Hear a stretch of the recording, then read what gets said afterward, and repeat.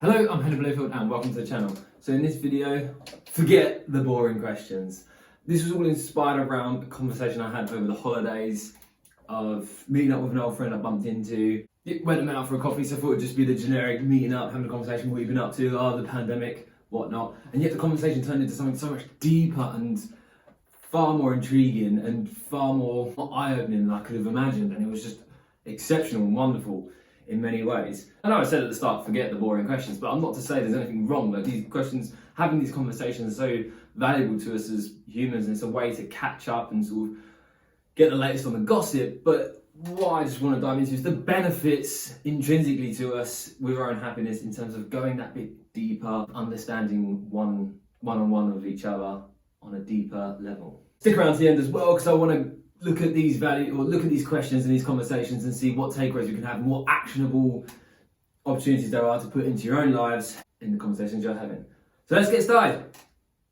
Shout out to Joe, I hope that was quite enough for you. So the story, if you watch this and you know, I live in Gravesend. I was just walking through the town and I had this interaction with someone where you walk past, you make eye contact, you're like, I know you from somewhere. I know you. Is that you? And we both had it, and then we all of a sudden, within like a few seconds, we both just went, "Oh, hello." And we're like, I wasn't sure if it was you. Like, we hadn't seen each other in, I think we worked out to like 8 years, and so you see this face that is this distant memory from almost a decade ago, and you think, I've got this memory of this person. Is that them? Is it not? So it turns out it was wonderful. So I had a quick interaction there. Great to see you. Blah blah blah blah. Quick dialogue in terms of what you've been up to, where are you, how come you're back in Gravesend, and decide we'll go for a coffee. A couple of weeks later, meet up for a coffee, and what I expect a conversation to be of, grab a coffee, sit down, how have you been, what's life like in Gravesend, what you've been up to, what you're doing for work. I found instead that the conversation quickly opened up into something much deeper in terms of deeply questioning what my own life values are and life decisions around where I'm heading, what I aspire to achieve, why I aspire to achieve it, and really a value in asking the question twice. Like, for example, I want to own a Tesla. I've ordered a Tesla. Well, I hadn't ordered it at this point. So I want to own a Tesla, and looking into the value of intrinsically why I want to own it, and extrinsically what are the motivators there as well, and realising those. But having that question repeated of, why do you want to own it though? What's the purpose of it? Does that actually serve the purpose you desire it for? Yes. And it's just really refreshing to have that question, and looking as well into one really powerful question that I think a lot of people can be taken back by and often offended as well. I remember listening to a podcast recently. I always mention podcasts, but I listen to a lot of podcasts. So I was listening to a podcast recently, and in the conversation, it was the context of this question and how crazy people's responses can be and how they can flip out and be outraged by the mere audacity to ask the question. And that is, are you happy? Not in a dialogue of how's it going, actually asking someone, are you happy? Really? Are you happy? Are you content? Are you fulfilled? And just sitting there and listening. And yes, we can all flip out and be offended of like, what do you mean? What, am I happy? But what I find staggering is such a simple, innocent question. Are you happy? Can have such profound implications and ignite a flame within us to go on a defense of refute to answer the question and instead find offense in it. Having an actual deep insightful conversation into that, and are you happy really, or what is blocking you from being happy, and being in an environment where you can feel safe and listened to, and if you are not, or if you are, whatever your thoughts, your feelings, you can just discuss those openly and know that they're being received with listening ears, an open mind, a compassionate mind. And that's really wonderful. And it's something I think if we could all have more conversations like that, it would increase the level of happiness within, and it'd give us all a boost of, I think, emotional and mental health, and just being able to actually, like, as humans, we really value being listened to. And I was I'm going to do another video on this, but at the Fern Cotton Big Enough book launch recently, and in that, one of the questions from the audience to Fern came around about this whole value of listening, and Fern has talked about recently in the last couple of years from having her podcast Happy Place around the value she's learned in becoming a listener. And while that does come with a lot of challenges and a lot of responsibility to actually sit and listen, but she's learned the value of going from the nerves of starting out and having all these questions and like, right, I've got to get these questions out, to actually just sitting there and having more of a fluid conversation and really taking in the information and forgetting the questions and just really listening to people. The value you can benefit from that as the speaker, to actually be able to share your thoughts, share your values, share your opinions, and know that the person on the other side is just listening. They're not there to judge, they're not there to comment, they're not there to do anything, not there to advise, they're just there to listen. And with your permission, with granted permission, yes, they can advise, they can share their 2 cents, they can give you different ideas for directions to move in or how to resolve issues or find more happiness, whatever it is, but just know that their sole purpose is to listen. And that's something that I'd say I'm quite bad, or I have been quite bad at, but it's something I really want to bring more into my life, of asking these questions. It's difficult to lay it into a context of like, if you are just meeting up with someone and you bump into each other on the street, you can't really have that deep conversation. But when you are interacting with friends, it's an opportunity there to ask deeper questions and have really insightful conversations. And from this, like the question of, are you happy? Are you actually happy? It then dived into a whole analysis of our own mental health, emotional health, past traumas.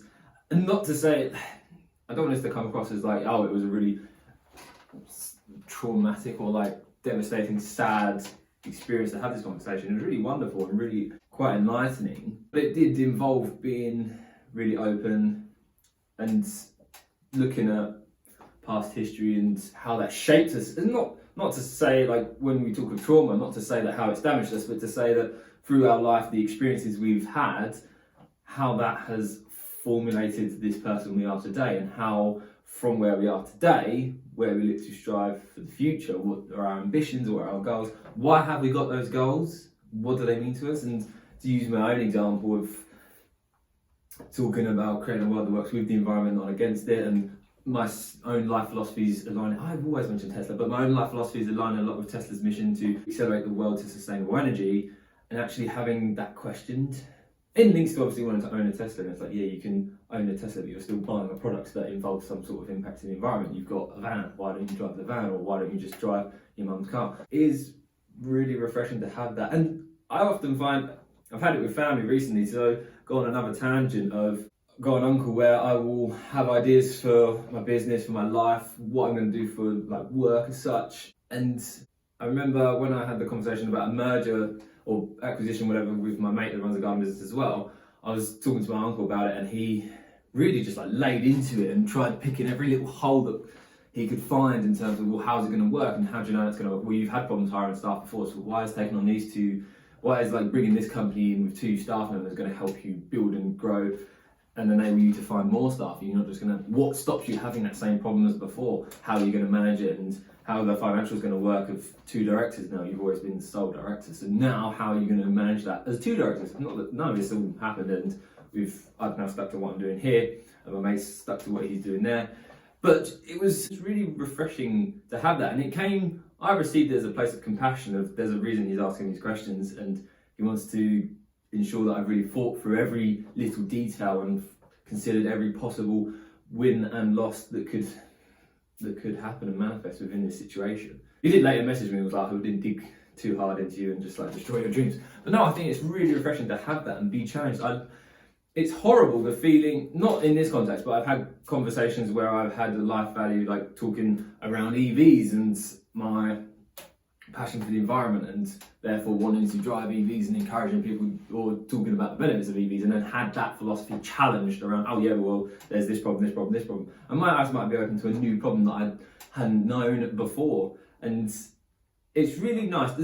As horrible as it feels to walk away from a conversation feeling like you've been battered down and destroyed and had your own life morals just like thrown to the floor and spat and kicked on, but to walk away from that, it then gives you the chance to research and find what the answers are. And that's how people become great debaters, great speakers, great thinkers, is all around having their opinions, their thoughts, their values, having them challenged, having them questioned, having them obliterated, so that they can build them on a stronger foundation and just build them up.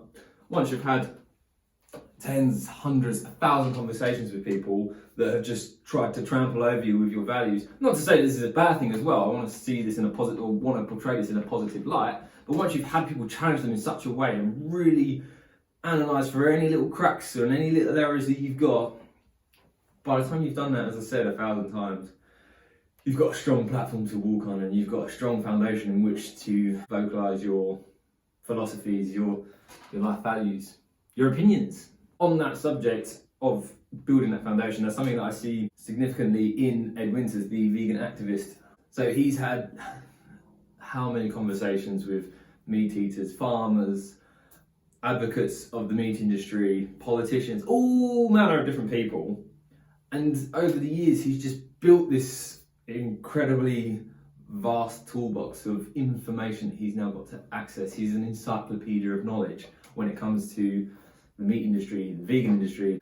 Stats rolling off the top of his mind. It's all in his frontal lobe, that information stored just where it's constantly being brought to the surface, constantly on discussion, and he's constantly being challenged by that. But now he leads to the point where he is a thought leader and guiding many people to becoming a vegan and becoming more environmentally friendly, becoming more sustainable, becoming more ethical in their shopping and in their habits and in their daily routines, in their eating, and doing a lot more to create a healthier relationship with animals and a happier one, a more pleasant, benevolent experience in terms of, well, for animals and people's interactions and philosophies and beliefs around animals and the slaughter or the humane treatment of them, or inhumane. But as I said, stick around, because what can we take away from this? What actions are there that, for me personally as well, and what do I think you, hopefully watching this video, will take? What key value can you take from this video? And that, I think, is being able to have those, I suppose, difficult but really deep analytical conversations with people and break past those generic questions of, well, we're British, we talk about the weather, we talk about, well, we all talk about the pandemic. It seems to be one of the only things we talk about. It's even shadowed Brexit at times. Rather than just talking about the headlines in the news or what the latest thing happening on some sort of TV show is, or what TV have you been watching or not watching. But to dive deep into our own thoughts, our own minds. And we often find that from that, you learn a lot more, you build a stronger connection, you have a lot more compassion for one another. And also you can often find ways to help each other. Yes, there are times when it can lead into altercations, disagreements, arguments, but I find that's quite rare. And if you can go into this, both parties can go into this with open hearts, open minds. Yes, some people won't be open to that, but it sometimes can be a simple case of just one key thing. I had this in therapy the other week. One key thing is that when we enter conversations such as this, is something that we all forget to do, which is paramount, is just to gain consent for a conversation, gain consent to have that dialogue, gain consent to be that open. And that may be about you sharing some information, and that's also about you asking these questions. So yes, I'm encouraging to have these, but always be sure to gain consent on that conversation, and be open to someone saying, I struggle with this, but be open to someone saying, I no longer consent to this conversation. Sometimes we just need to pause, reflect, and compose ourselves for whether it's 5 minutes, a day, a week. But you'll learn a lot from this, and I think as an individual, what I find is you'll grow a lot as a person, and you'll find that your mind's developing in ways that you could never fathom, which I've found, I think, especially in the recent, it's just exponential, and the impact it can have. Just, I see myself over the last few months, few weeks, and just the last few weeks compared to the last few months, just exponentially the growth that I've had in terms of my own mindset, my thoughts, my compassion, my gratitude for so many different things in life. And I'm just finding myself ever more grateful for the life I get to live. I spend most of my time doing things that I love, that I want to do now, that regardless of money, I would sit here and talk and make these videos. I don't make any money anyway, but I'm doing this without being paid, and I'm just throwing more and more of my time into making these videos because it's what I really want to do. And it's the same with skateboarding. I'm now throwing more and more of my time, my effort into skateboarding because I'm found a lifestyle. It took 4 years of working tirelessly, waking up at 5 a.m. and working until I went to sleep. But by doing that, I've crafted this lifestyle that I can feel fulfilled and feel content. And a lot of that is around finding gratitude. It's not about actually ticking the box in terms of this is what I want to do on a day-to-day basis. It's about, I've managed to develop this mindset that can look into the present, look into the current day and be like, I'm incredibly grateful that I've got this. I'm incredibly grateful that I've got this like little office space of peace and tranquility that I can sit and reflect and have my ideas and share them, record them. I'm grateful that I'm able to actually have this equipment that I can record with. I'm grateful that there's access to the internet where I can learn and realise what spotlights are, how to make thumbnails, so many different things. That it's just building on that reflection and building on that gratitude, which all comes into the things I'm doing on a day-to-day basis in terms of meditating, yoga and journaling, and as well the content I'm consuming around listening to so many podcasts around being mindful, being grateful. And so I guess, yeah, the actions I want you to take away from this, the value I want you to find in this video is having those conversations, being open-minded, being open to dialogue with people. It can be tricky, and it's not something that you don't just like suddenly watch this video, flip, and the next day you're going, hi mate, are you happy? Are you actually happy? It might just be a case of asking people, starting with, would you like to have more in-depth conversations? People would probably think you're a bit weird. I've said this to people, I'm pretty sure they've been quite judgmental, but I think that's just a bit of a shock to the system in people's response to that. Ask those questions, have these conversations, maybe start analysing your own mind. Like, I tried journaling multiple times before I got into a habit of it, and constantly had these barriers and different things. So sometimes it's just a case of your mind needs to be ready for it, which I think is one element to me being able to journal now consistently every day with quite deep thought analysis on what's going on in my own mind. But also it's about having a way to structure it and know how you want it to work for you and how it can help you. I hope this video has been helpful. I hope it's been a little bit of positivity for your day. You can go out, smile, have a great time. Shout out Joe. Thanks for watching the videos. And to anyone else that watches them, thank you very much. Until next time.